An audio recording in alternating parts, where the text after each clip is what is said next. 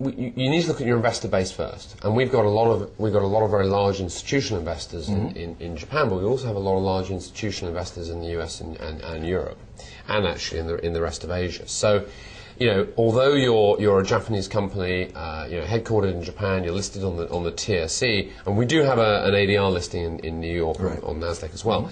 But really, you're delivering a global message about your performance, and you've got to talk to investors and analysts around the world. So, again, it's a little bit. It's very similar in a way to dealing with the media. I mean, investors want visibility. They want transparency. They don't want surprises. They want to know what's coming. They want to understand how the company is working, and how the company is positioned for future growth. That's really it's a factor of expectation. So for us, I mean, the communication principles that actually you would apply to media, or you would apply to employees, or any other stakeholder group, apply to investors. The principles. What about the message? Well, the message is very similar as well, I think, because you're telling a story.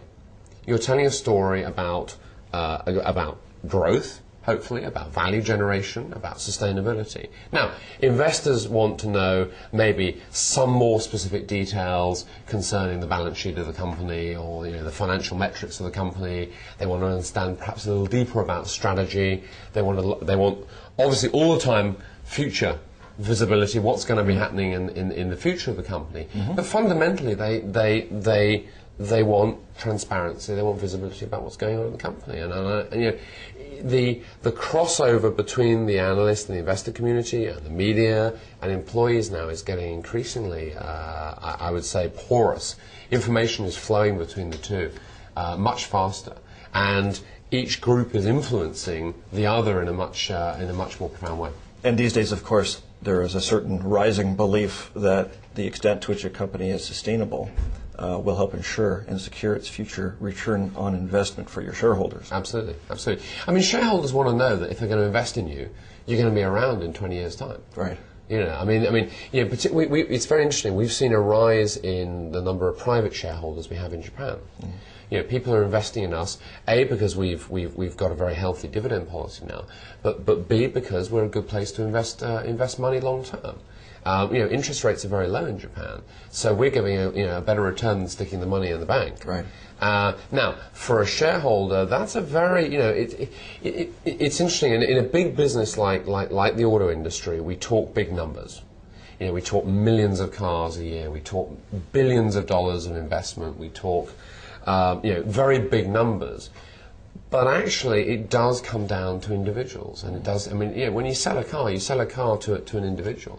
But here in Japan recently, there's been a lot of media coverage about how some of these individual shareholders are maybe a little restless these days, or maybe they're flexing more shareholder muscle than they used to in the old days. Have you seen any evidence of that? Oh, sure. I mean, you just look at our annual general shareholders meeting.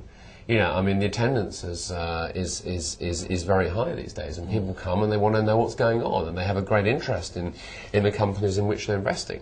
They may invest, they may be investing $1,000 or $10,000, but they want to know what's going on, and they feel they have a right to engage in the company. I mean, we have, after our shareholders meeting, we have a reception for all the shareholders that attend. And it's a very unique opportunity for the shareholders to meet top company management, right up to the CEO. So, again, it's about engaging in dialogue, and it's about building trust. And if shareholders feel they have visibility of the company, they understand the company, they have access to the company, they understand the company's direction, they're more likely to invest in you and invest in you for the long term. And that's really been our strategy, is to get much more long-term investment into the Nissan business. Your role is a very unique one.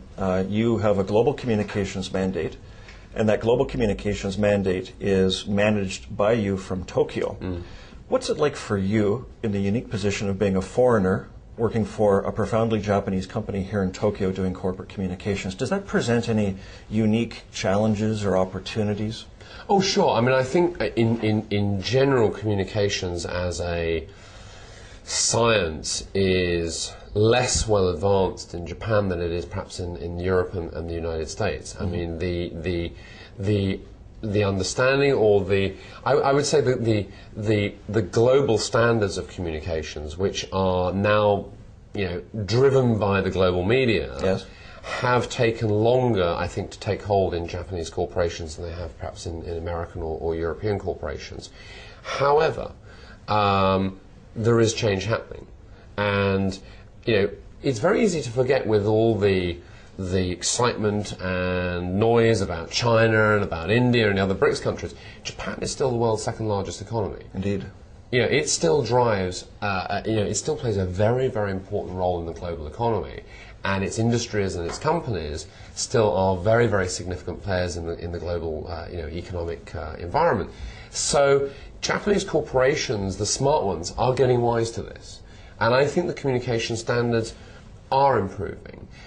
However, you've definitely got, though, a domestic and international imbalance sometimes, where I think that a lot of Japanese corporations still look to the domestic media to drive their international strategy, whereas they should be looking at the other way around. And I think the Japanese media, frankly, would welcome international standards of communications. After all, as media, they're the same as any media around the world. They want information, they want access, they want to know what's going on, they want good stories, they want people, they want to see interesting things. I don't see any difference really fundamentally in the Japanese media versus the other media. There are some unique ways in which they operate, but fundamentally what they want from an organisation is the same as American, European media. How a Japanese corporation delivers that information is where you get where you do get the differences. And I think the challenge for a modern Japanese corporation is to raise its communications to an international standard and a consistent global international standard. Very interesting, Simon. I've really enjoyed our conversation. Thanks very much for sharing time with our viewers today. And on our next program, we're going to be joined by a foreign journalist stationed here in Tokyo talking about being a foreign correspondent in Japan. Simon, thanks again. Yeah, thank you, Bob. Thank you. Thank you.